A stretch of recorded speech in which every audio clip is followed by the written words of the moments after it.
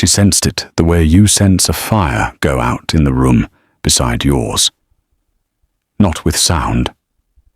Not with warning.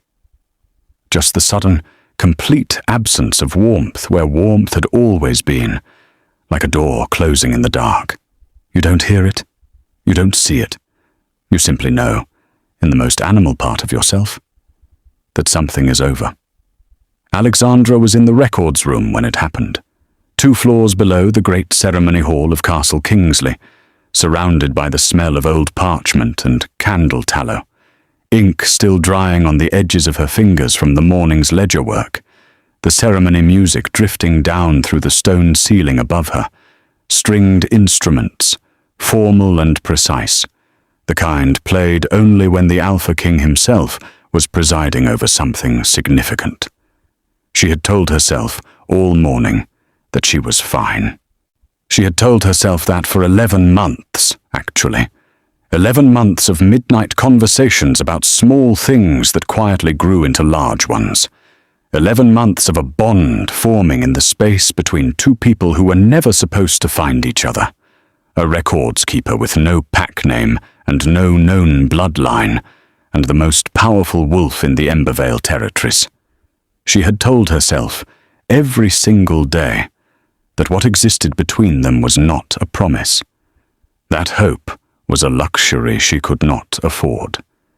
That she had survived her whole life without certainty, and she could survive this too. She had almost believed it. The bond shifted on a Tuesday evening, just after 7, while the autumn rain came down outside the high castle windows, and 400 wolves applauded in the hall above. It didn't break, though that would have been one kind of pain, sharp, complete, the clean snap of something ending. What it did was worse. It pulled sideways. Bradford's warmth, the warmth she had carried beside her own for nearly a year, the warmth she had tried so hard to stop depending on, flowed in a direction that was not hers, moved toward someone else with the specificity of intention, with the permanence of a mark. Alexandra set her pen down. The ledger was still open. The ink on the last entry was still wet. The ceremonial music continued above her, swelling into something triumphant, while she sat in the stillness of a room no one thought to look for her in, and absorbed the blow with the practiced composure of someone who had been absorbing blows their entire life, and had learned, long ago, that making noise about it only made things harder. Or she did not cry. She did not run. She sat still for a long moment in the way that people sit still when the thing they always feared has finally arrived, and they are deciding, quietly and alone, who they are going to be on the other side of it. Then she stood, folded her work with careful hands, reached for her coat on the hook beside the door, pulled it on. She did not look around the room. She did not allow herself a single backwards glance at the space that had held 11 months of something real. She walked out through the servants' passage with her spine straight and her face composed, and the bond in her chest pulled sideways and sideways and sideways, like a compass that had lost north. 3 floors above her, in the silence after the applause, Bradford Kingsley stood on the dais with Celestine Silvercrest's wrist in his hands, and the hollow, terrible knowledge was already settling into his chest like cold water. He had just made the worst mistake of his life. Hey, before we go any further, I need to check on you for a second. How are you feeling right now? Because stories like this, they hit deep, and I want you right here with me as it unfolds. Thank you for being here. It truly means more than you know. If this story is already pulling at your heart, and I know it is, take a moment to support the channel. Hit subscribe, drop a like, and leave a comment telling me where you are watching from. Your support keeps these stories alive. Now, let's get back to the story. The castle had been preparing for the ceremony for 2 weeks before it happened. Black and silver banners, the colours of the Kingsley dynasty, were old as the bloodline and just as unyielding, hung from every window facing the courtyard. Noble carriages had been arriving for 3 days, filling the stables beyond their comfortable capacity, and filling the corridors with the particular noise of important people who wanted very much to be seen. Lords and ladies of the Embervale territories, pack elders from the northern reaches, advisors and their attendants, and the attendants of their attendants. The castle breathed differently under that kind of weight. Alexandra had noticed it immediately. The way the air in the corridors felt thicker, the way every servant moved with the brisk, careful efficiency of people who understood that being noticed right now was something to avoid rather than pursue. She understood that instinct. She had built her survival around it. That Alexandra had arrived at Castle Kingsley 2 years ago with a worn leather satchel, a reference letter from a schoolmaster in the Southern Territories who had been impressed by her precision with numbers and dates, and the practiced stillness of someone who had learned, from a very early age, that making herself small was the safest way to occupy a space. Margaret Winterbourne had been the one to let her in. Head of castle administration, a sturdy woman in her mid-50s, with sharp grey eyes that missed very little, and a manner of speaking that left no room for anything except the truth. She had looked at the reference letter. Then she had looked at Alexandra, really looked, the way very few people did. Then she had said, "Records room, dawn tomorrow. Don't be late." Alexandra had not been late once in 2 years. She kept the oldest castle records. She catalogued territorial maps, transcribed council minutes, tracked supply inventories that stretched back 4 generations. She was, by every official measurement, invisible. One of perhaps 12 people who worked the interior castle positions that required precision more than presence. The great ceremonies and councils and public reckonings of the Kingsley court happened above and around her like weather. She kept the records of it all and attended none of it. It suited her. She had spent her childhood at the Embervale Southern Orphanage, a place that was not cruel so much as it was indifferent, which is sometimes a harder thing to carry. The headmistress there, a thin-necked woman named Delphine Thornfield, or had looked at Alexandra with something that was not quite dislike from the very first week. Not quite dislike because it was not personal. It was something more like unease. The way a person feels when they cannot account for something, and the inability to account for it makes them nervous. Alexandra had noticed it. She had noticed most things about people that they didn't intend her to notice. She always knew when someone was lying. Not approximately, not with reasonable suspicion. She knew it the way she knew when rain was coming, with the same quiet certainty in her chest, undeniable and arrived at without any clear path of reasoning. She knew when people meant the opposite of what they said. She knew when affection was genuine versus performed. She knew when the space between 2 people held something real or something constructed. She had learned, very early, not to mention this. The horses always came to her. The castle cats sought her out with an immediacy that confused their usual keepers. Small birds landed on windowsills near wherever she sat and waited. She had never thought of these things as significant. They were simply how things were for her. Small, strange consistencies in a life that had never offered her much by way of explanation. Bradford Kingsley first appeared in the records room doorway on a rainy autumn evening, 11 months before the ceremony that ended everything. It was nearly midnight. Alexandra was alone, working through a stack of old territorial maps that had been misfiled sometime in the previous century, and were causing quiet administrative chaos. She heard the footstep in the doorway. Heavy, deliberate, while not bothering to be quiet, and looked up. He was not wearing his crown, not wearing a formal coat, dark shirt, collar undone, plain dark trousers that could have belonged to anyone. He was tall. She had known that, of course. Everyone in the castle knew the basic dimensions of the Alpha King, but she had not known, from the formal distance at which she had always observed him, that he moved like someone who had never in his life needed to announce himself, because every room he entered already knew.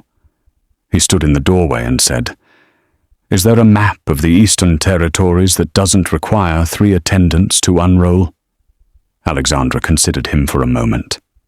Then she reached to the regular shelf, the one with the practical working maps rather than the formal ceremonial ones, and retrieved what he was asking for. As she held it out without standing, he crossed the room and took it, unrolled it on the work table, studied it for a moment, then looked at her. "You didn't bow, you didn't announce yourself." He was quiet for a moment.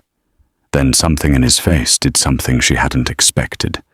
Not offense, not amusement, but something quieter than both. Like a person who has been handed something ordinary and discovered it is rare.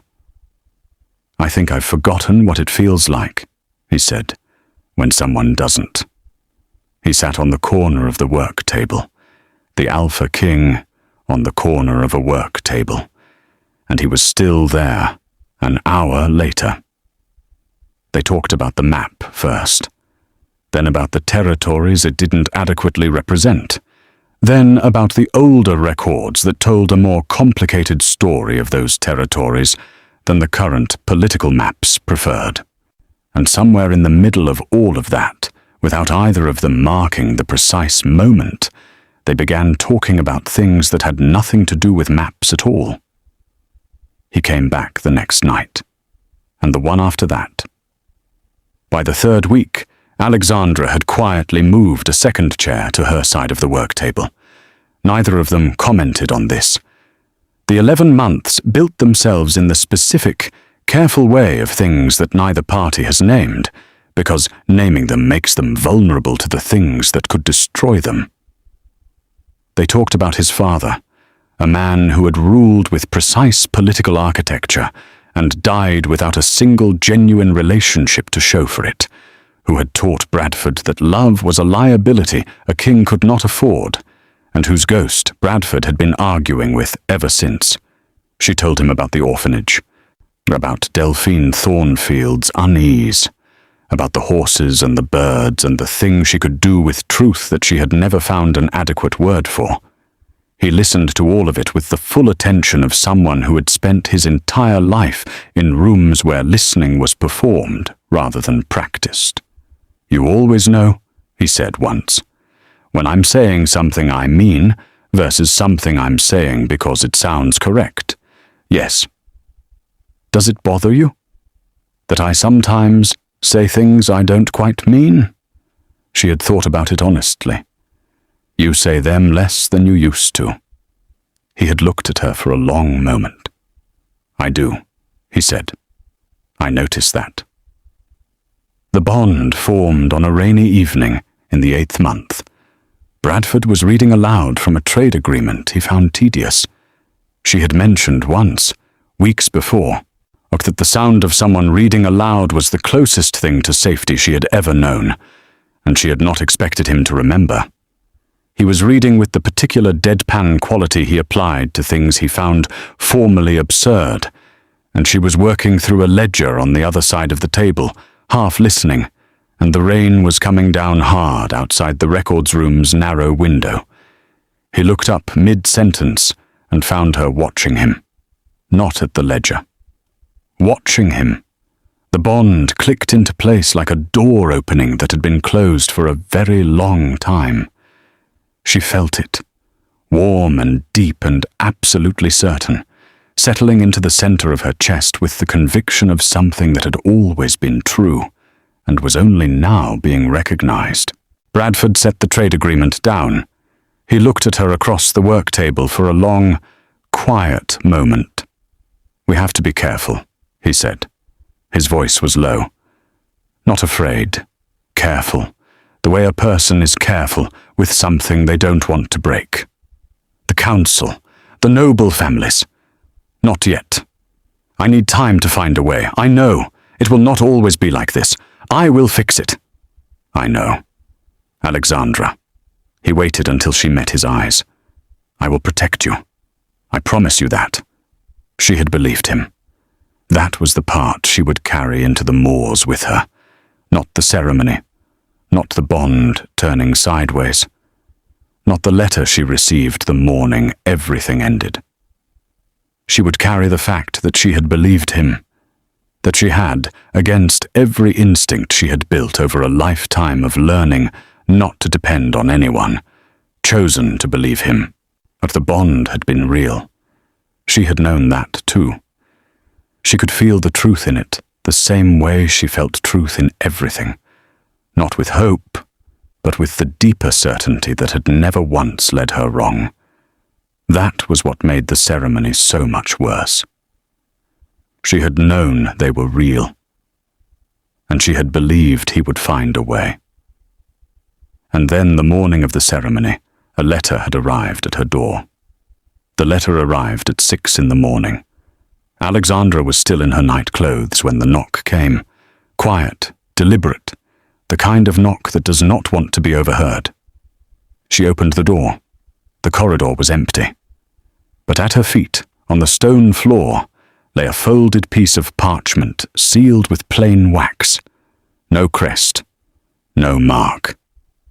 She picked it up, broke the seal, read it standing in the doorway with the early morning light coming through the corridor window at the end of the hall.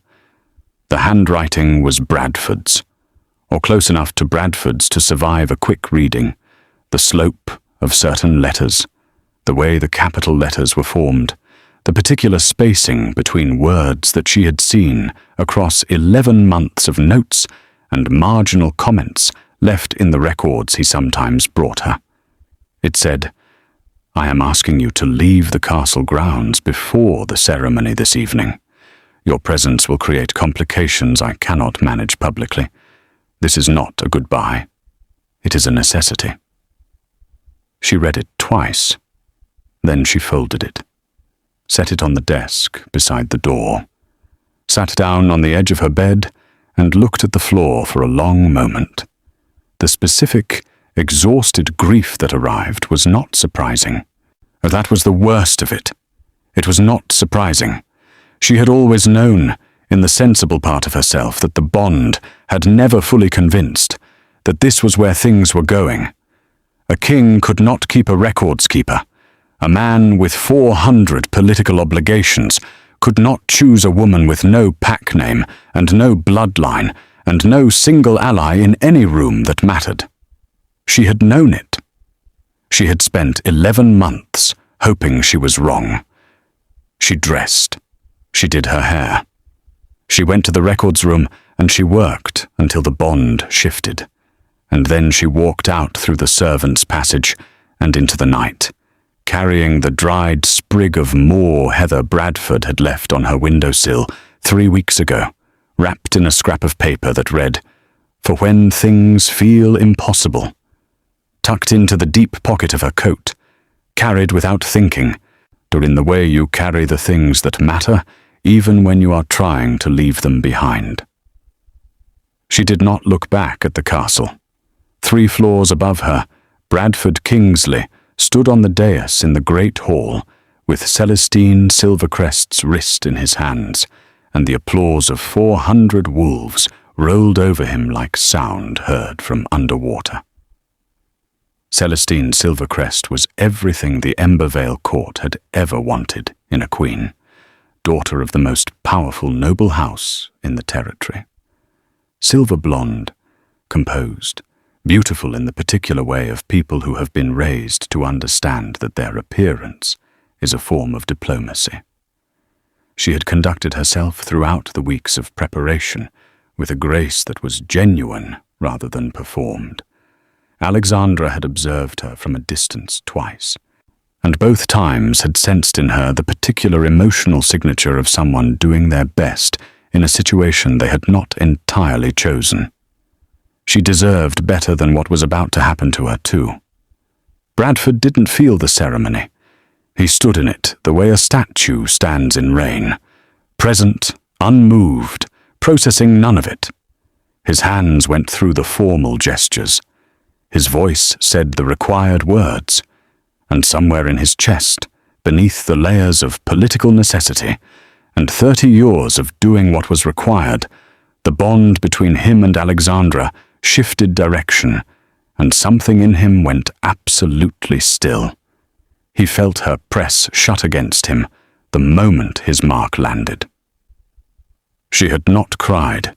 She had not sent anything through the bond that felt like anger or devastation.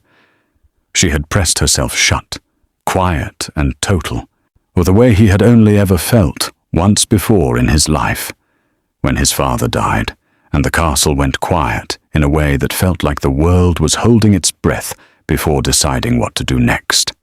He sent Remington Wolfhart into the Ashfang Moors before the hall had finished applauding. Remington was his most trusted guard, a broad-shouldered wolf with a steady face and eyes that calculated distances very quickly and very quietly. He had served Bradford for 12 years. He was one of perhaps 4 people in the castle who knew about the records room, one of 2 who knew what the bond meant. Bradford said, "Find her. Don't bring her back. Just find her." Remington said, "Yes, sir," and went. Bradford stood through the reception that followed with the mechanical precision of a man who had been performing his entire life. He greeted every lord. He accepted every congratulation. He ate the ceremonial dinner without tasting a single thing. And at midnight, when the castle had settled into the particular post-celebration quiet of too many people in too small a space, he went to her room. The work was folded on the desk. The letter she had received was gone, taken with her, or burned. He had no way of knowing.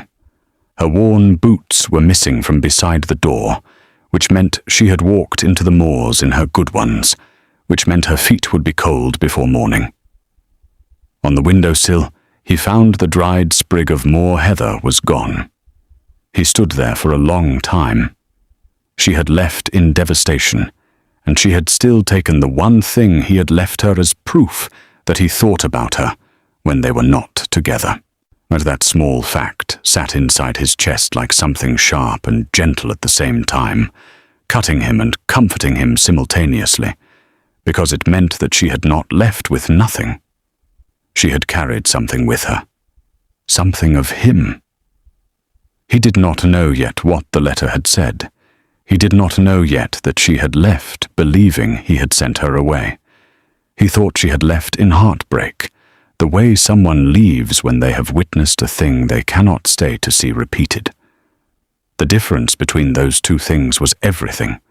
He spent the next 4 days doing what kings do when they are breaking inside. He administered. He met with advisors. He signed documents. He sat through council sessions with the attentive expression of someone listening carefully while hearing none of it. And on the 4th morning, Remington placed a folded piece of parchment on his desk without a word. Bradford looked at it. "What is this?"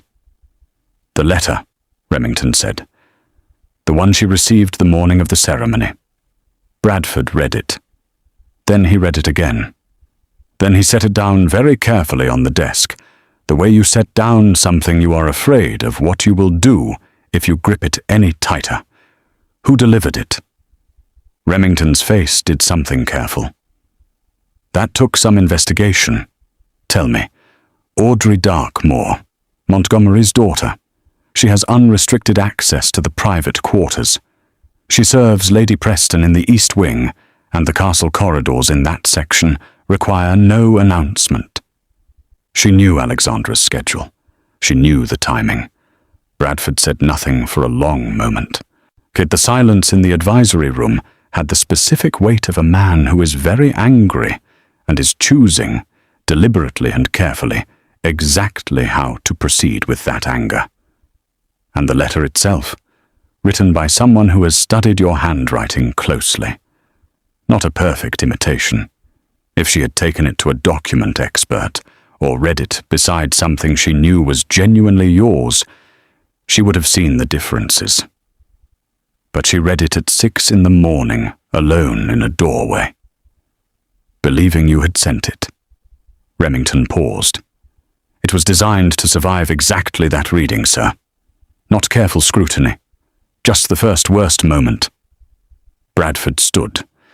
I'm going to the Moors. Sir, we haven't located her precisely. Then I'll find her. Get me a horse and my plain coat.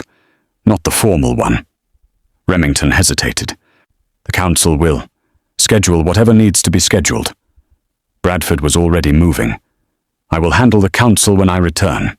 I will handle Montgomery when I return. Right now, I am going to find her.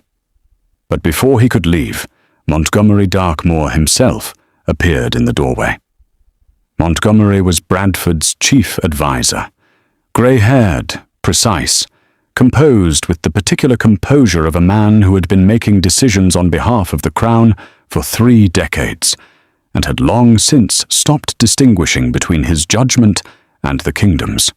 He was 60 years old and had served Bradford's father before him, and the weight of all that service sat on him like a coat he had worn so long he had forgotten it wasn't his skin. Now he stepped into the room with the measured pace of someone who had anticipated this conversation and prepared for it.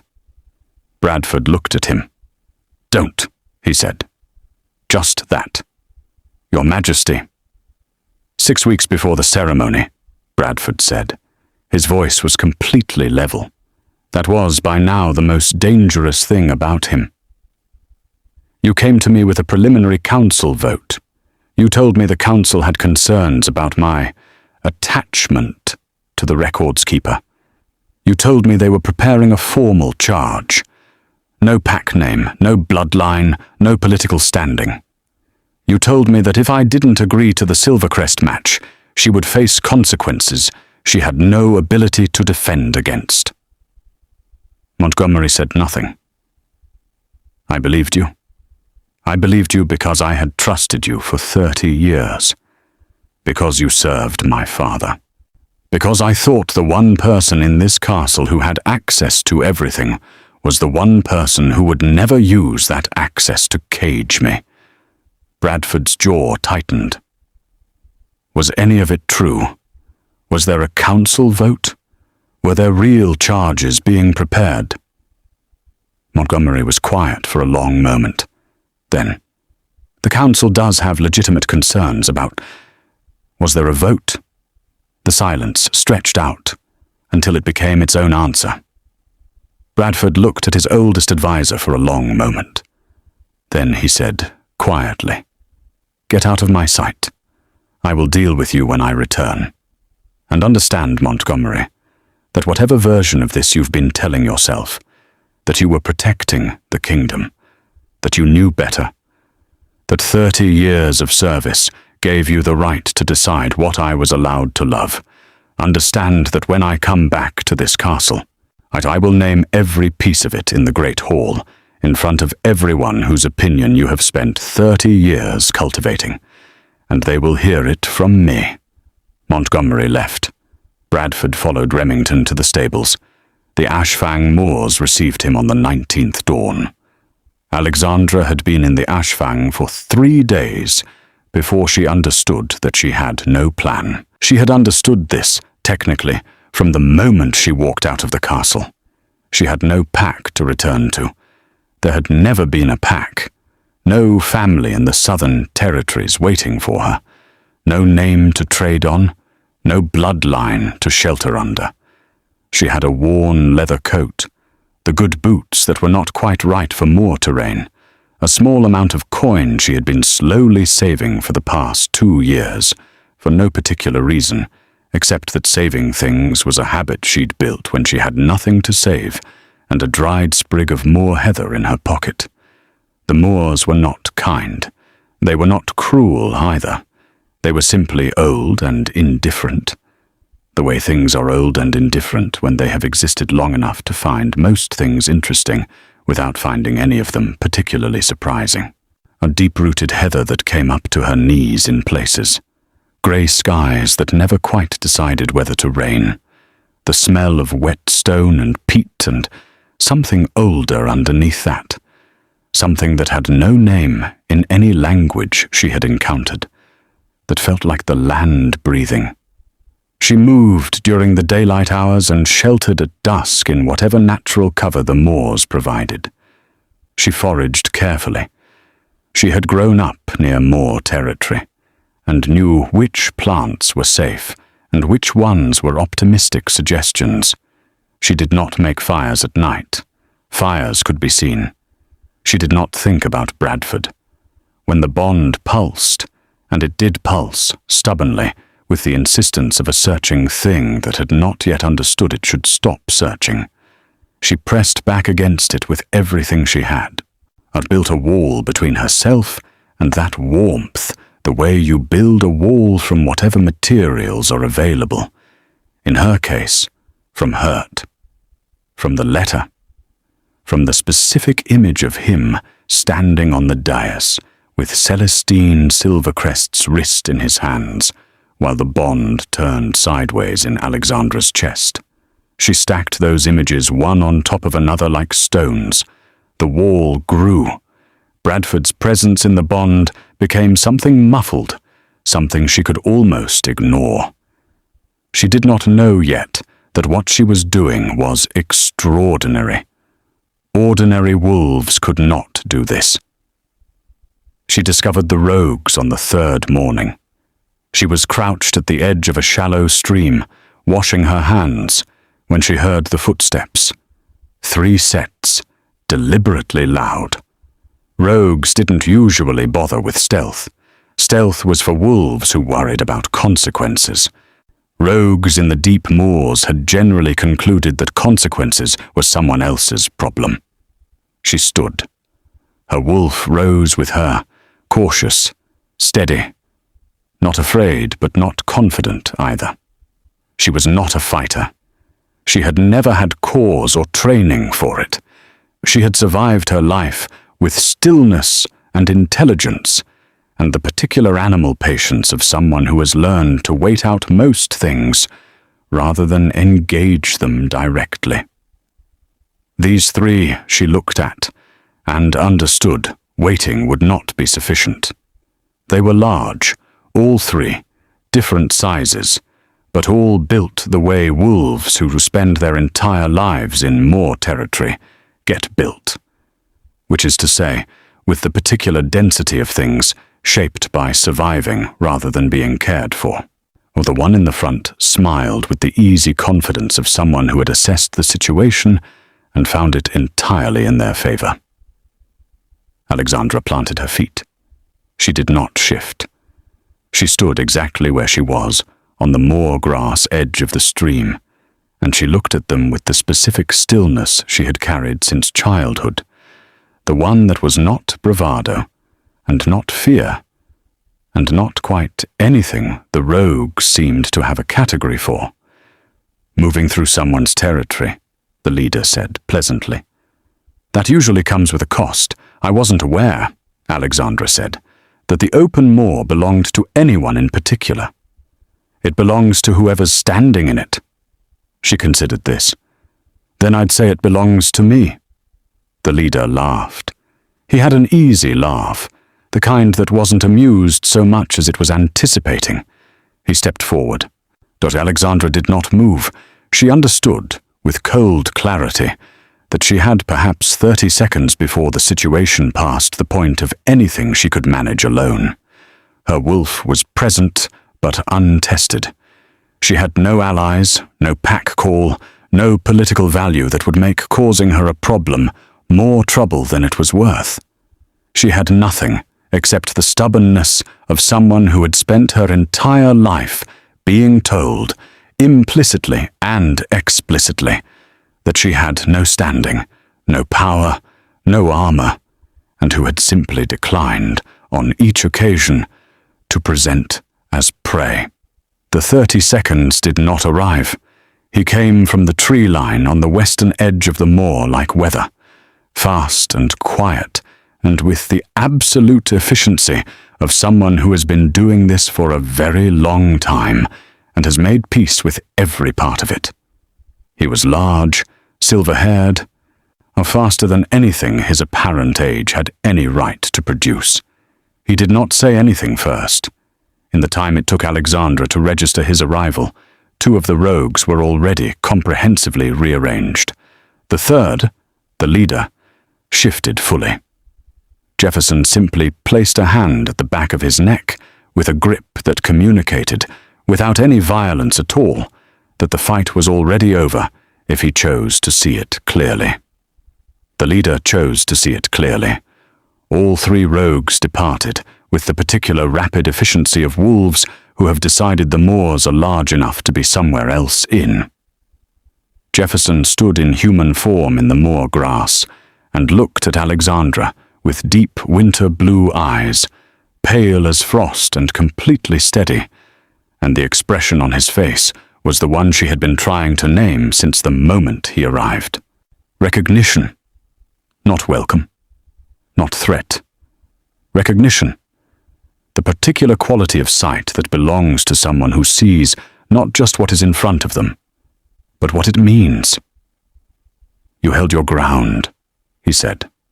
His voice was deep and unhurried, the voice of someone for whom speech was something chosen rather than reflexive. Against 3 wolves you had no practical ability to stop. Do you know why? Because running would have been worse. Because something in you, he said carefully, does not know how to present as prey. That is not something learned. That is something inherited. He told her his name, Jefferson Emberfang, though she sensed, from the first moment, that this was the name he used, rather than the name he had been born with, and that the 2 were not necessarily the same thing. Come with me. Alexandra looked at him. She could feel, with the particular truth sense she'd carried all her life, that his intention was not harm. His emotional presence was unusual, deep and layered, like a very old book that has been read many times and holds the impressions of every reading. But not dangerous. Not to her. Why would I trust you? She said. Because I just dismantled 3 wolves to give you the option of not trusting me, he said simply, and because you are broadcasting pain across this moor from a distance that is going to attract something worse than what I just managed. You are not quiet, even when you think you are. Come. She followed him through the heather and the grey morning light, with the dried sprig of moor heather in her coat pocket and the ruins of a bond she was trying very hard to stop believing in. To Jefferson's dwelling was behind a waterfall in the deep moor, a place that required knowing exactly where to put your feet and in which order, which strongly suggested that the waterfall had not been chosen by accident. Behind the falls, a cavern opened into warmth and firelight, and the accumulated texture of a very long life. Shelves covered every surface, old books with spines in languages she didn't recognize alongside ones she did, dried herbs bundled with twine, carved stones with markings that were not decorative, objects whose age she could not estimate and whose purpose she could not guess. Everything arranged with the particular deliberate order of someone who knows exactly where everything is and exactly why it is there. Jefferson fed her without ceremony. Soup, bread, dried fruit, a cup of something herbal that was bitter and warming in equal measure. He said very little while she ate. She was deeply grateful for it. When she had finished, he said, "Tell me what you know about yourself." She told him. No pack, no family, the orphanage, Delphine Thornfield's persistent unease, the horses, the birds, the truth sense that she had spent her life treating as a private inconvenience rather than anything that required explanation. Jefferson listened, He sat across the fire from her with his elbows on his knees and his winter eyes steady, and he listened with the completeness of someone to whom listening is a serious activity. When she had finished, he was quiet for a long moment. "The headmistress was afraid," he said. "Wolves sometimes sense the presence of certain bloodlines the way you feel a change in pressure before a storm. They cannot name what they sense. They only know it is something they cannot entirely account for, and the inability to account for it makes them nervous." "What bloodline?" He looked at her across the fire. "What you have described, the truth sense, the bond with animals, the ability to read the emotional reality beneath what people say. These are not quirks. They are not simply strong intuition. They are the surface expressions of something very specific." He paused. "Have you ever heard the word moon called?" She had not. Jefferson told her. The word arrived in the firelit cavern behind the waterfall, like something that had been waiting a very long time to be spoken in the right direction. Jefferson said it without ceremony, without preamble, the way you say a true thing, simply and directly, because truth does not require decoration. "Moon called." Alexandra said the word back to herself. Quietly, experimentally. It sat in her mouth like something she had always almost known. "It is an old bloodline," Jefferson said, "present in the earliest pack records, before the Embervale territories had the borders they have now, before the council system, before most of the political structures that currently feel permanent. Wolves born with the ability to perceive emotional truth. Not merely strong intuition, not simply good instincts. Actual sight, the capacity to read the bonds between wolves as visible things, with texture and color and weight, to sense what is genuine in a person and what is constructed. And in rare cases," he paused, "to hold the bonds steady under pressure, or expose what has been manufactured where something genuine should be." Alexandra's hands were very still in her lap. "The pack councils declared them dangerous 2 centuries ago," Jefferson continued. "The word used in the official records was destabilizing. A wolf who could expose truth had the power to dismantle every political arrangement, every strategic alliance, every carefully maintained fiction that kept a ruling class in place. The persecution was swift and organized. Within 2 generations, the councils declared the bloodline extinct." "But it wasn't," Alexandra said. "No." Jefferson's voice was even. It was hidden, scattered into small families across territories, and kept quiet across generations by people who understood that the safest version of a rare thing is an invisible one. He looked at her steadily. "You are not the last, but you are the first in a long time who has been in a position where what you are matters very much." Alexandra looked at the fire for a long moment. She was thinking about the headmistress, about the way Delphine Thornfield had looked at her, not with the consistent dislike of someone who had formed an opinion, but with the persistent unease of someone who couldn't form one. Something about Alexandra that her senses registered, and her mind couldn't file. Like a sound pitched too high for conscious hearing that still makes you feel unsettled without knowing why. She was thinking about the horses. She was thinking about Bradford reading aloud from a trade agreement he found tedious, his voice dropping into something almost comfortable at the end, and the bond clicking into place like a door recognizing her. "The bond," she said. Between me and the Alpha King, is it real?" Jefferson studied her for a moment. "What does it feel like when you reach for it?" She pressed her eyes shut, carefully, cautiously, like someone opening a wound to check if it was healing.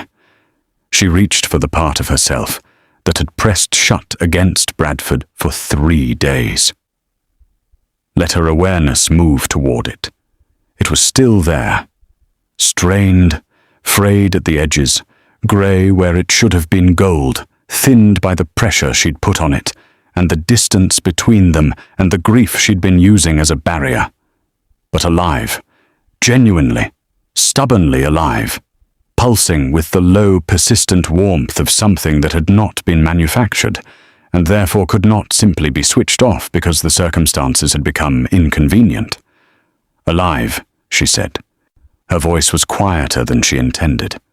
A bond constructed for political purpose, or one that formed without genuine feeling behind it, would not survive the pressure you have applied to it over the past 3 days, Jefferson said.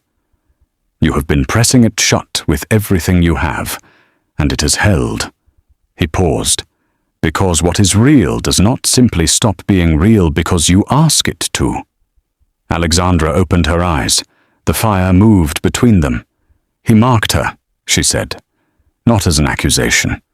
As a fact she needed to say aloud to see its shape. Yes, in front of 400 witnesses. Yes, with a letter telling me to leave.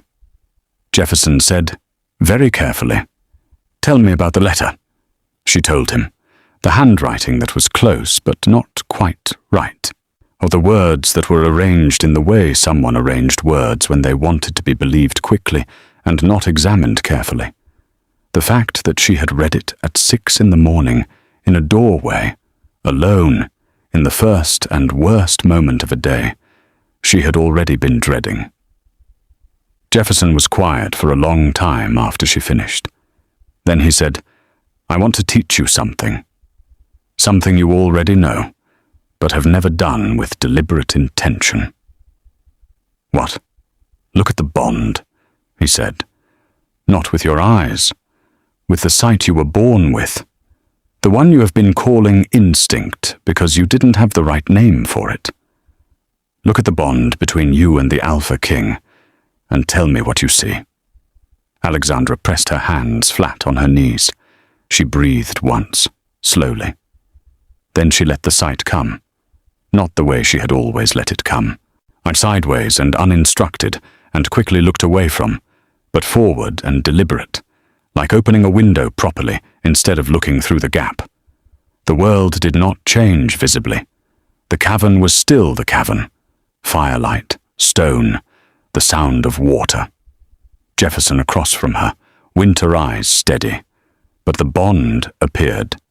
It was like seeing a thread she had always felt, but never focused on directly, running from the center of her chest outward and away, through stone, through the moor, through however many miles currently existed between her and Bradford Kingsley.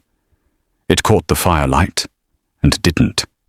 It was gold at its core, but grey at the edges, strained in places, and in the places where she had been pressing hardest, there were thin sections, almost translucent, where she had worn it close to something that was not quite breaking. But it held. She could feel, along the length of it, the particular texture of something that had formed without anyone's permission, and was not interested in withdrawing its existence simply because the circumstances had become complicated. "Gold," she said. Her voice was strange in her own ears. Strained, grey at the edges, but it's holding. A manufactured bond would have snapped, Jefferson said quietly. Bonds formed under political pressure, or built from convenience rather than genuine connection, they cannot sustain this kind of strain. Yours has been under tremendous pressure for 3 days, and it has not broken. Because it is real. He paused. Which means the question you need to be sitting with is not whether the bond is genuine. The question is why a genuine bond exists alongside a ceremony and a letter that seem to say the opposite. Alexandra was quiet for a long moment. Then she said something she had not quite allowed herself to think directly until this moment. "If he truly wanted to let me go," she said slowly, "why does the bond still feel like him reaching?" Jefferson's winter eyes were calm, patient. the particular patience of a very old wolf who has seen 2 centuries of the world and has learned to wait for the moment when a person finds their way to the right question. That, he said, is the question. He began teaching her, not fighting. She was not suited to fighting, and he had enough honesty to acknowledge it rather than pretend otherwise. He taught her to use the sight with intention, or to read the bonds around her accurately, the difference between a bond of genuine loyalty and one of performed obligation, the texture of love that was freely given versus love that was offered with conditions attached. He taught her to hold her own bond steady under pressure rather than simply suppressing it, to press it quiet when she needed quiet, and to open it carefully when she needed to know the truth. She was a quick student, quicker than he had expected, though his expression was controlled enough that she only sensed it rather than saw it. The training lived in the space between grief, awe, and curiosity. She was still hurting. That was not a thing that training was designed to fix. The hurt of believing you had been chosen and then set aside.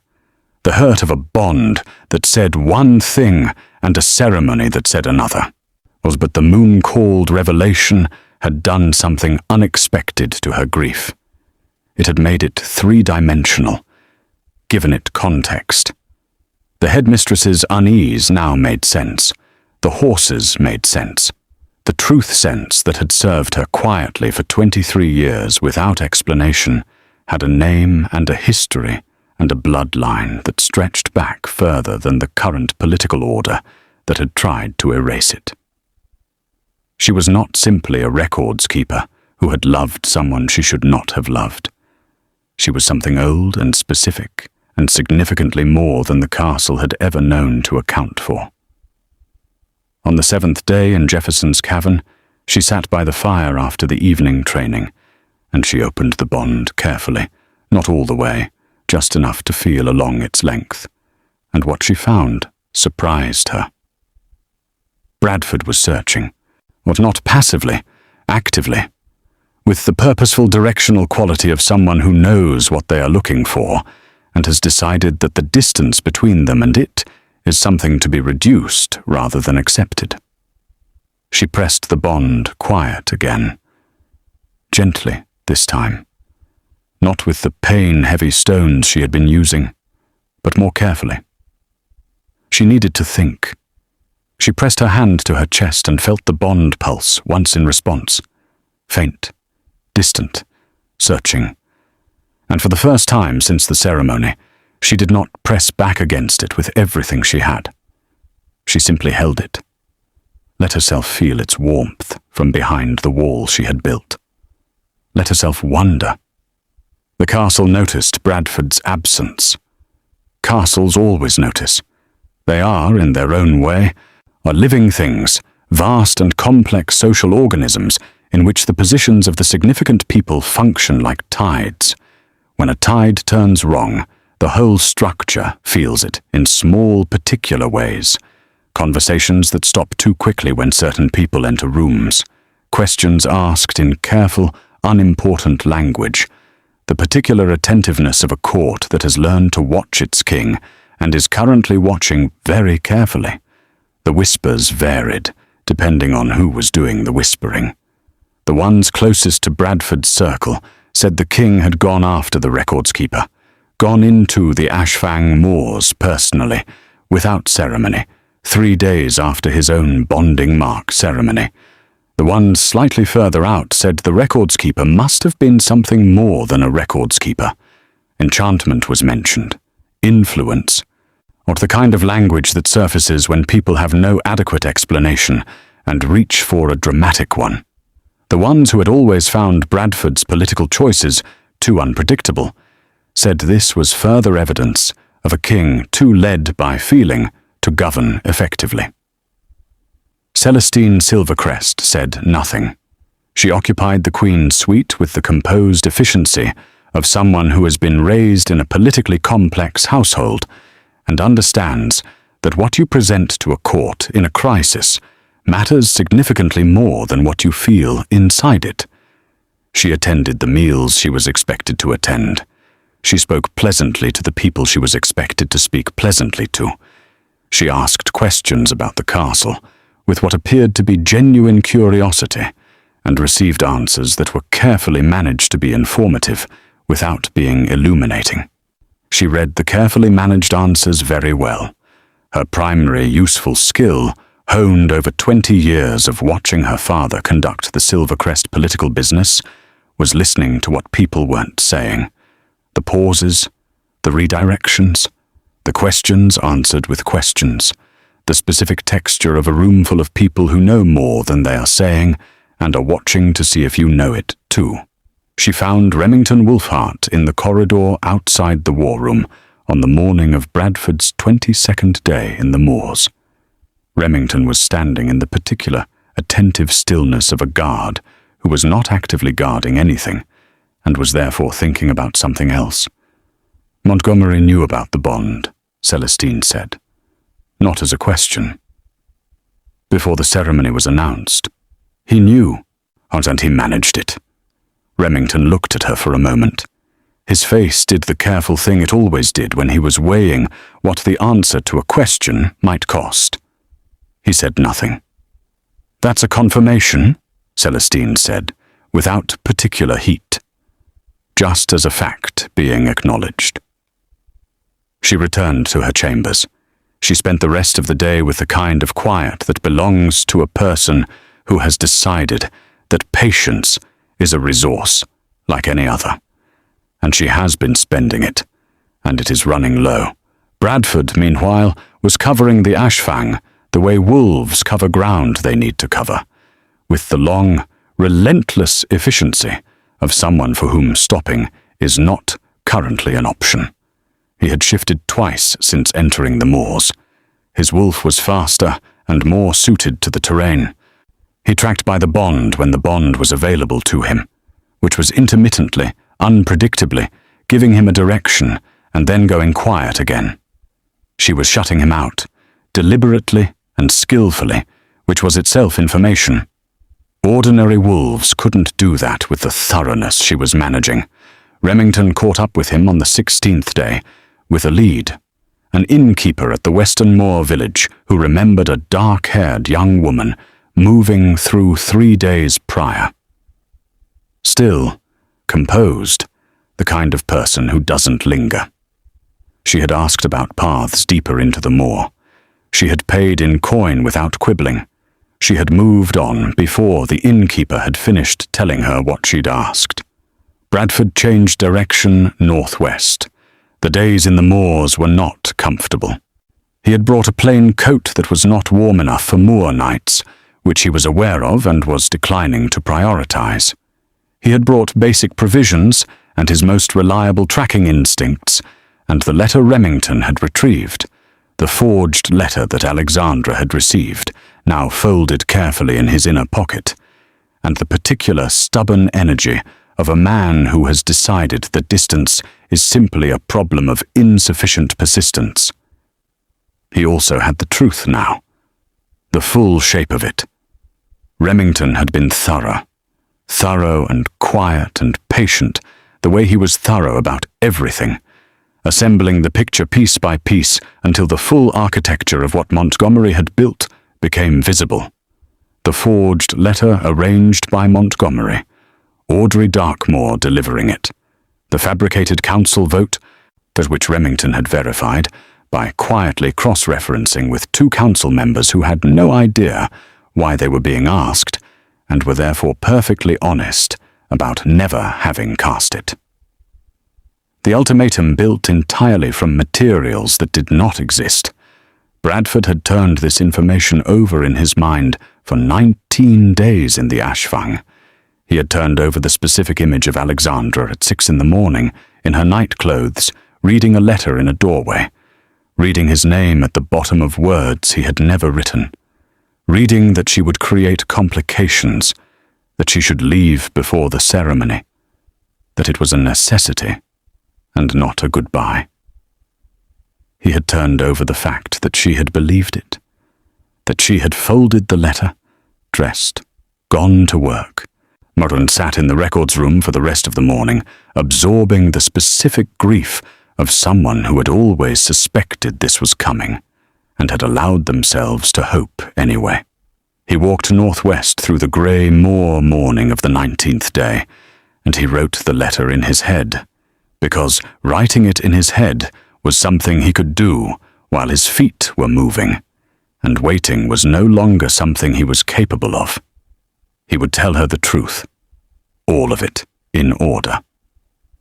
Not beginning with an apology. She deserved truth before she deserved comfort. He would tell her about the fabricated ultimatum and what it had cost him to believe it, and why he had believed it. Because Montgomery had spent 30 years proving himself trustworthy, and Bradford had been raised by a man who taught him that love was a liability, and those two things together had made him exactly as vulnerable as Montgomery knew he would be. He would tell her that the letter she received was not his. He would tell her that the bond was still alive, and that he felt it as something he was grateful for, not something he expected her to maintain for his sake. That it was hers to close if she chose. That he would stay outside whatever door she put between them for as long as she needed, and if she wanted him gone, he would go. He would tell her that he had been wrong, and that the specific kind of wrong he had been was the kind that cost someone else, and that he understood the difference between those two things. He shifted at the moor's edge as the 19th dawn came up grey and cold, and ran northwest toward the only thing his heart still knew how to find. Jefferson sensed Bradford before she did. Alexandra was in the smaller cavern, the one Jefferson had moved her to 3 days ago, when the bond told her clearly that someone was covering ground in her direction with uncommon speed and purpose. When she felt Jefferson go still, in the way he went still when something was happening that required full attention. She felt Bradford a few seconds later. He was close. Closer than she had let herself calculate. The bond brightened along its length, even behind the wall she was maintaining, the way a room brightens when a door opens somewhere else in the house, and light comes in from a direction you weren't watching. She pressed her back against the stone wall of the smaller cavern, put both hands over the center of her chest. She did not go out. She listened, instead. Not with her ears, with the sight, turned outward with intention, reading the emotional presence moving through the mist outside the falls. Grief, carried quietly for a long time, the kind with worn edges from being lived with rather than set down. Guilt, yes, guilt with the specific texture of good intentions that had cost someone else, which was different from the guilt of deliberate harm, and she could feel the distinction.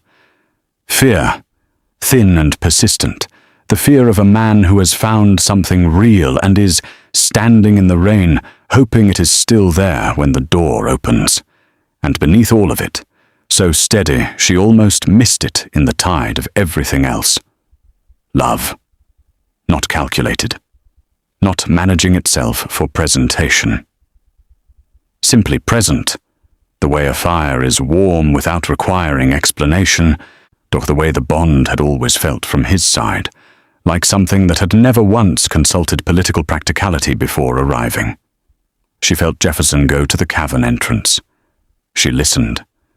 Bradford's voice came through the stone and water, muffled but audible, not commanding, not demanding. Just arriving, the way he had arrived 11 months ago in the records room doorway, plainly, without announcement. I know she's here. I'm not asking to take her anywhere. I'm asking to be heard. Jefferson's response, even and unhurried. She doesn't want to see you. A pause. I know. And you came anyway. Yes. Another pause. She could feel, through the sight, the quality of Jefferson's attention on Bradford, that deep winter blue assessment that took the measure of things with the patience of 2 centuries. What he was looking for, she was not certain. What he found, she could feel even from the smaller cavern. A man who was not posturing. A man who had come 19 days through difficult terrain in a coat that wasn't warm enough because the alternative was being somewhere she wasn't. And he had decided that was worse. Jefferson stepped aside. She heard Bradford step through the falls, heard the sound of someone moving into the warmth of the main cavern. Then quiet. The crackle of the fire.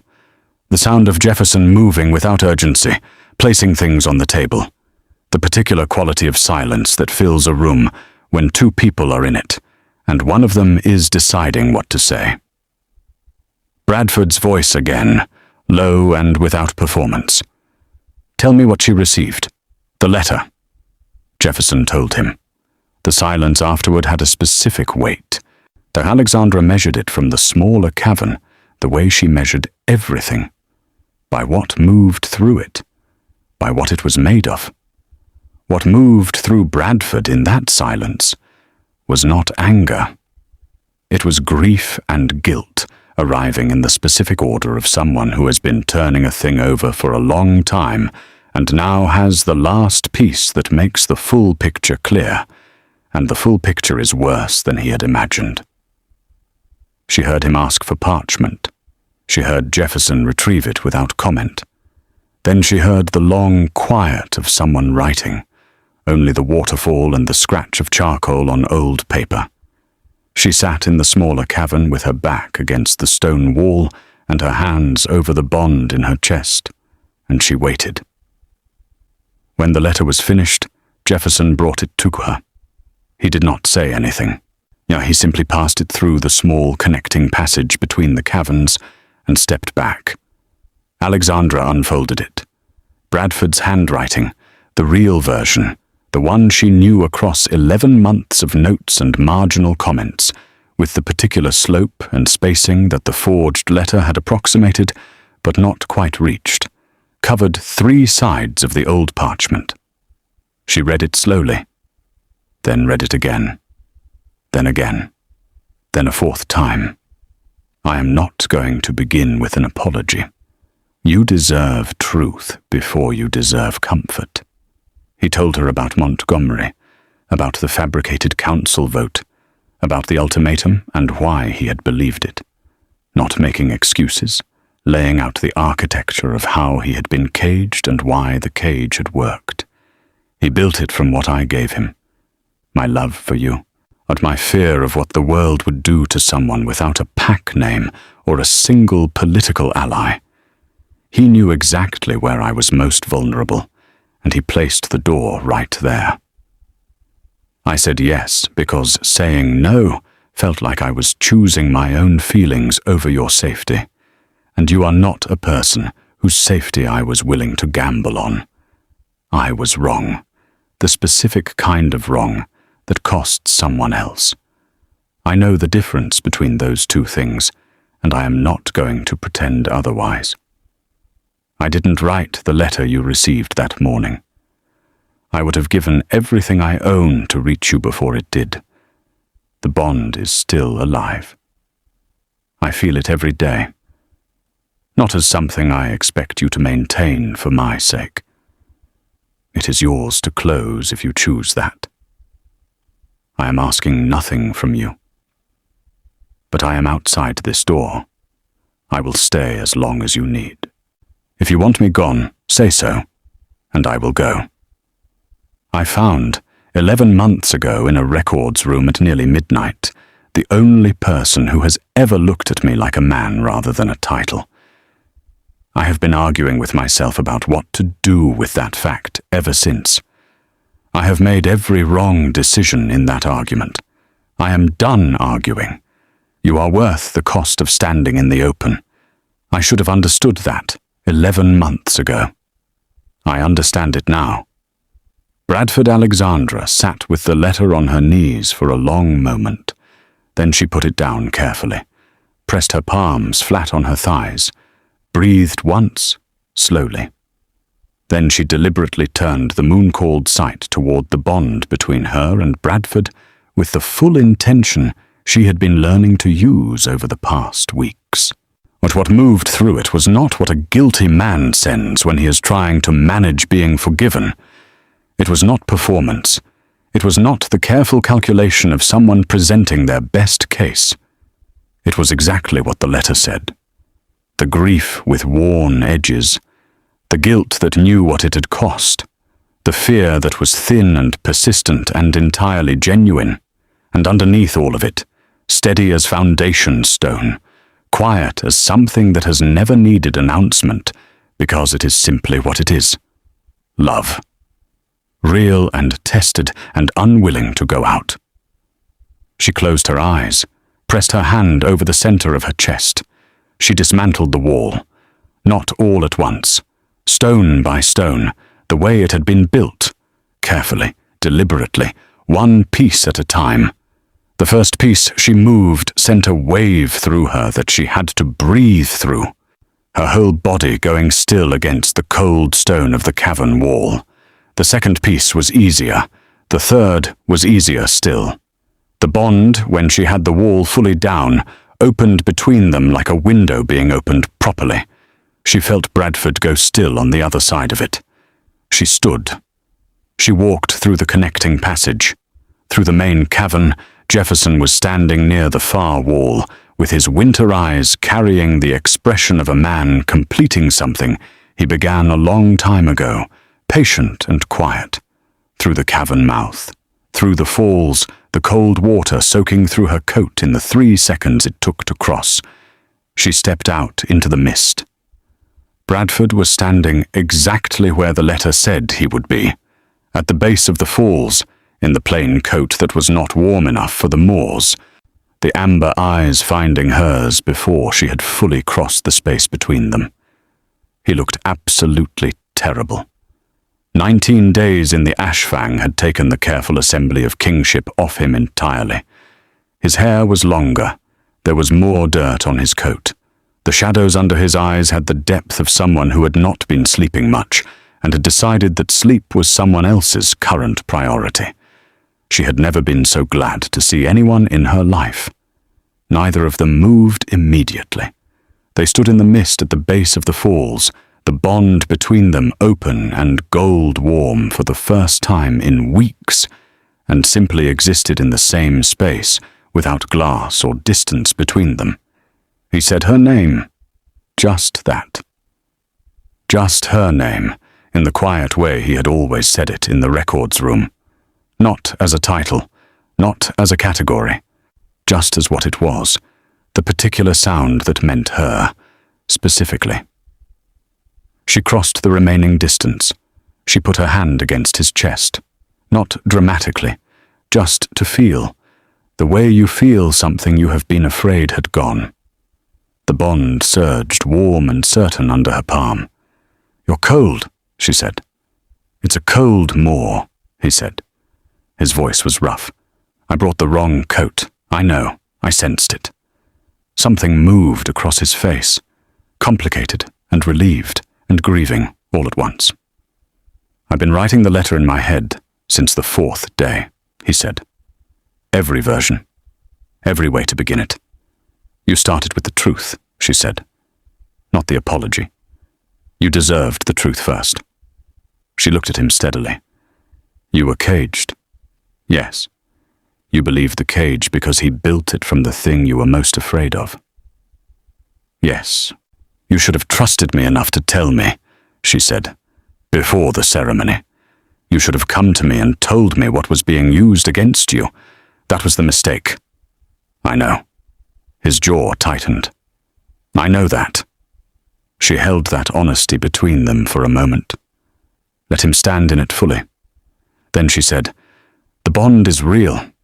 I can see it now, clearly, with intention. I know what's real and what isn't."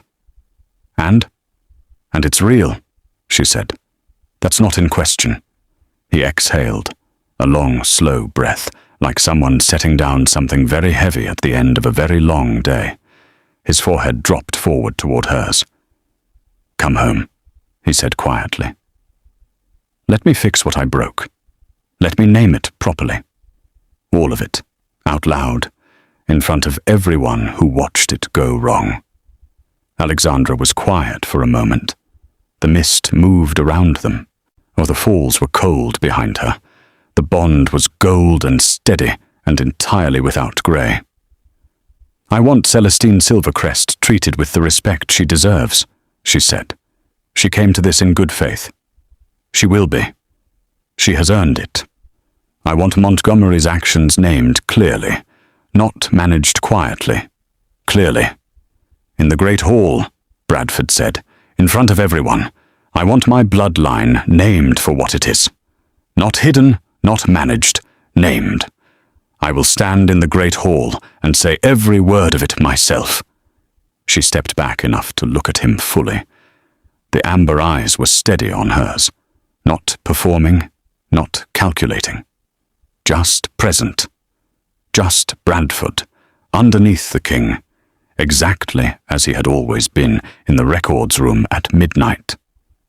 All right, she said. They returned to the castle together. They came back through the front. Not the servants' gate. Not the side entrance that preserved dignity through discretion. The front of Castle Kingsley, the wide stone approach, the courtyard with the Kingsley dynasty flags snapping in the morning wind, on a grey autumn morning, with Remington and 6 guards forming a quiet presence behind them, and Alexandra walking beside Bradford, not behind him, in the plain coat that was still damp from the waterfall. The courtyard stopped. A groom mid-task with a horse blanket went still. 2 kitchen attendants who had come around the corner paused in identical startlement. A minor lord who had been crossing toward the east wing dropped something, a document case, and spent a visible moment deciding whether to retrieve it before concluding, apparently, that it could wait.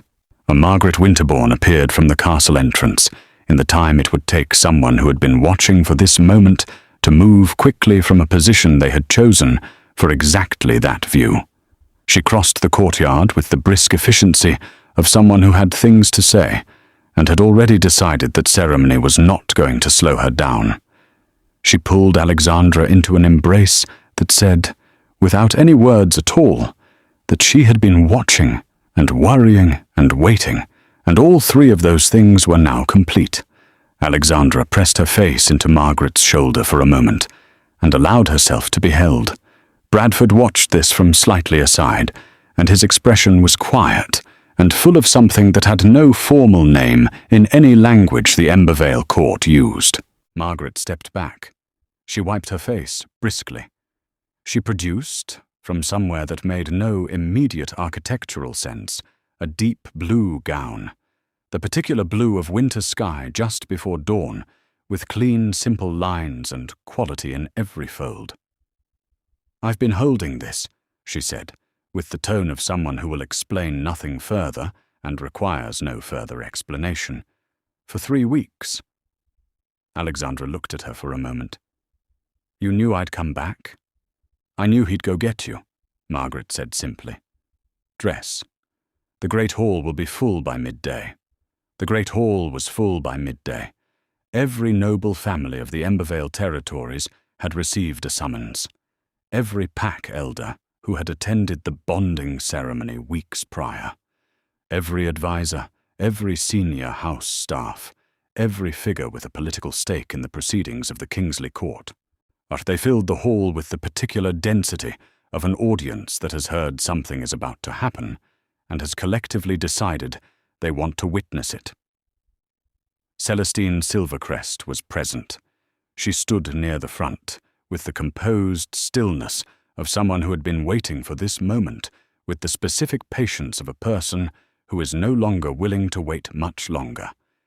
She was beautifully dressed and entirely unrevealing. Montgomery Darkmoor was present too. He stood among his usual advisers with 30 years of careful political composure arranged around him like armor. He watched the doors. Bradford entered with Alexandra beside him, though the hall did not quite go quiet immediately. It did so in the particular rolling way of a large space in which awareness of something significant passes from person to person until the entire room has received it and elected collective silence. It took perhaps 12 seconds. Then 400 wolves were silent. Bradford walked to the center of the hall.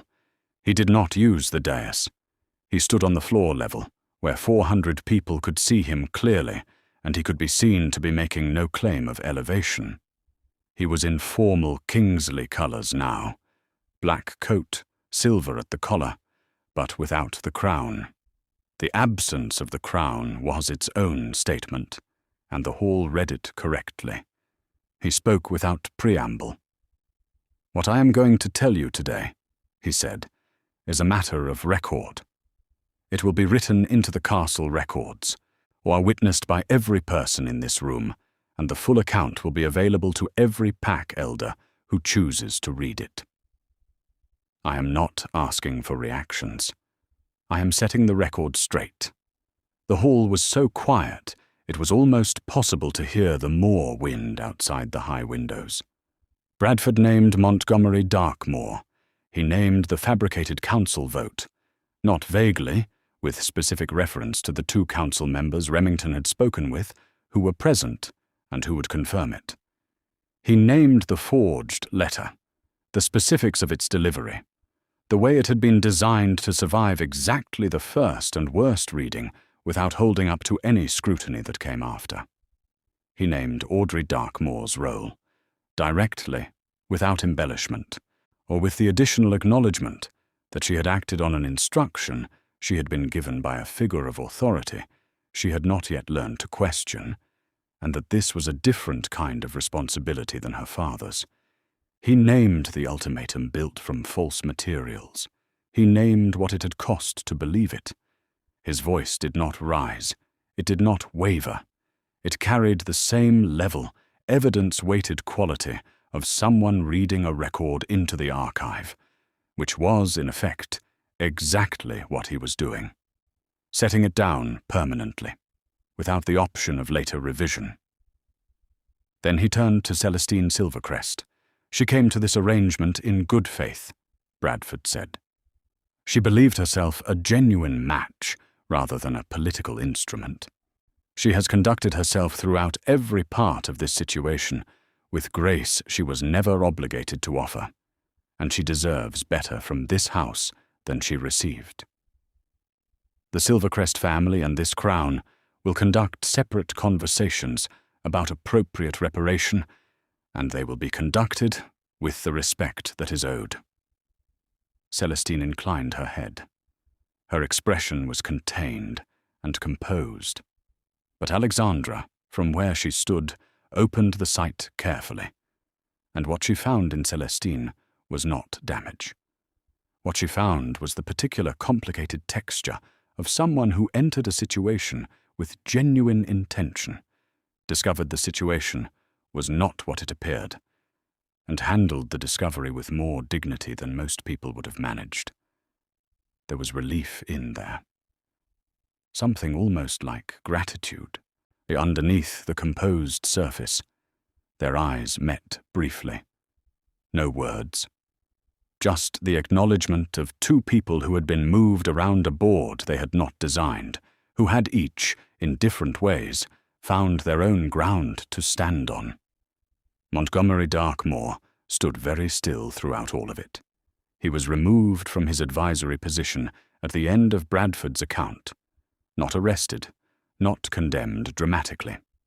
Simply removed, clearly, permanently, with the specific weight of 30 years of trust being returned and found to be something other than what it had appeared. Audrey Darkmoor received measured consequence with room for growth, and left the hall with the expression of someone who has a great deal to think about and has chosen to start immediately. Then Bradford turned to Alexandra. The hall held its breath. "She has no pack name," Bradford said, "because no pack has yet been worthy of giving her one." The silence was so complete that the sound of the Ashfang wind against the castle's outer walls was audible. She carries a bloodline this territory declared extinct 2 centuries ago out of fear, and will now have the responsibility of learning to deserve. She is moon-called. The ability she carries is not a threat to what is genuine. It is a threat only to what is not. A court that has nothing to hide should have nothing to fear from it. He looked at her across the hall, just at her, in the way he had always looked at her across the records room work table, like she was the entire room. "She is my mate," he said. "My choice. From this day, she is your queen." The silence held for 1 beat, 2, 3. Then Remington Wolfheart began to clap. Not the measured, courtly kind. Not the polite applause that fills spaces and means nothing. Both hands, fully, the sound of a man who has been hoping for this specific outcome for a very long time and has decided that the correct response is exactly this. The sound of a large man clapping with his whole heart in a stone hall carries considerably. Margaret Winterbourne cried openly. The apprentice beside her looked genuinely alarmed and uncertain what protocol applied. The hall followed. It did so in sections, like a tide turning. First the people who were closest, then those who were watching for permission and found it, then those who had decided that political calculation could wait, and something true was happening, and they were going to be present for it. The old stone circle stood at the moor's edge, just beyond the castle's western boundary, in the place where the Kingsley line had spoken its most serious truths since before anyone still alive could properly remember.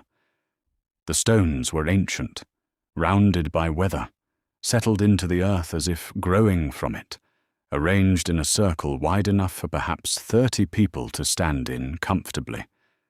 They were perhaps 30 people, the ones who mattered, not the ones who held positions. Margaret Winterbourne, Remington Wolfheart, his face composed and certain, several pack elders who had requested the courtesy of witnessing, Celestine Silvercrest, standing at the outer edge of the circle with the contained composure of someone who has chosen to be present because presence matters, and whose expression held something that was not grief and not relief, but something larger than either. To Jefferson Emberfang stood at the north edge of the circle. He had appeared at the castle gate that afternoon without announcement and without explanation, and Bradford had simply opened the gate. He was wearing the same plain clothes he always wore, and his winter eyes carried the expression of a man completing something he had been waiting a long time to see completed. The moon rose full and winter clear over the Ashfang. In Alexandra's moon-called sight, the bond between her and Bradford burned gold. No grey at the edges, no frayed sections, no strain, just something genuine and tested and entirely unwilling to be anything other than what it was. They stood in the center of the circle.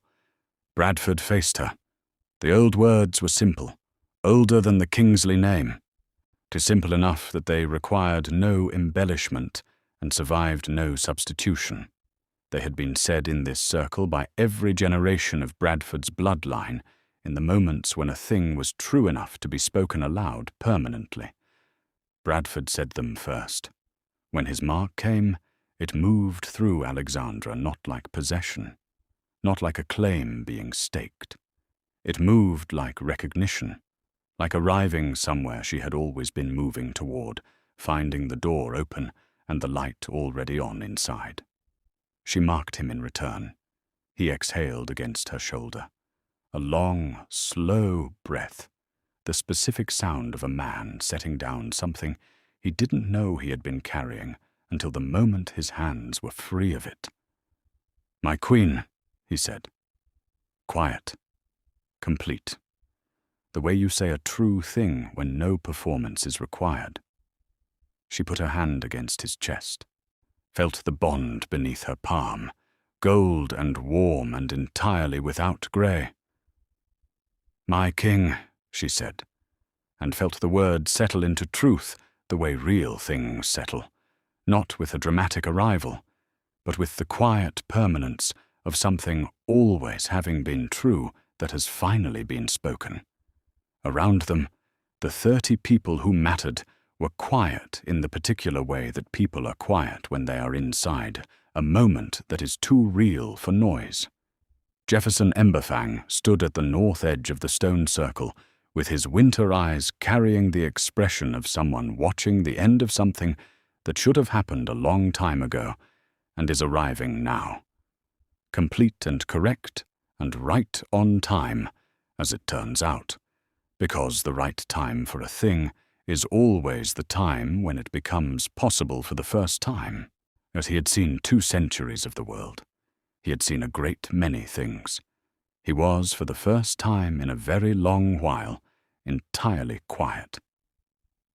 The records room at night smelled the same as it always had: old parchment, candle tallow, the faint mineral cold of the castle stone in winter, and underneath all of that, the accumulated particular quality of a space where serious things had been kept carefully and honestly for a long time.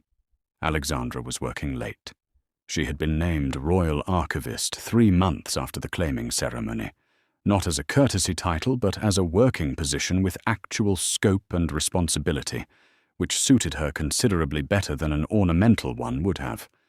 She had reorganized the records of the Embervale territories in ways that made the previous 2 centuries of filing look approximate at best, as and she had been working, slowly and carefully, on a separate private project, the documented history of the moon-called bloodline, assembled from the older archives that had recorded its existence before the councils had tried to erase it. The door opened at nearly midnight. Bradford leaned in the doorway without his crown, in a plain dark shirt with the collar undone, looking exactly like he had looked the first time he had ever appeared in this doorway 11 months ago. Except that the amber eyes, when they found her across the room, carried something they hadn't carried then, not the careful wariness of someone who has been alone for a long time and has forgotten what it feels like to be genuinely known. Something settled and certain and entirely at rest. "Couldn't sleep," he said. "I never could," she said. He crossed the room. As she moved the maps she'd had spread across the second chair, he sat on the corner of the work table, because that was where he always sat, and some things were true across every version of a room. She set the kettle on the small iron hook over the candle cluster she used for warmth. In the comfortable quiet between them, he watched her move through the room with the ease of someone who knows a space the way you know a language, not consciously, not consulting rules, just inhabiting it, your body knowing where everything is before your mind bothers to check. He said, "Are you happy?" He always asked, not because he was uncertain of the answer, but because the asking was its own thing, a check-in, a small, regular offering of attention, a habit he had built since the Moors and intended to maintain. Alexandra considered it, honestly, or the way she considered everything. "I am home," she said. "That's better than happy. That's permanent."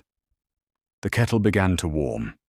Outside the records room's narrow window, the Ashfang Moors lay under winter stars, quiet and old and indifferent in the way they had always been, carrying no particular opinion about the people who moved across their surface, except the occasional acknowledgement that some of them were interesting. Bradford reached across the work table and took her hand. The bond, in Alexandra's moon-called sight, burned gold all the way through. No grey, no frayed edges. Nothing left except something real, tested, and entirely unwilling to go out. He held her hand in the records room at midnight, and outside the narrow window, the moors were quiet under winter stars, and the bond between them held, the way things hold when they were always meant to.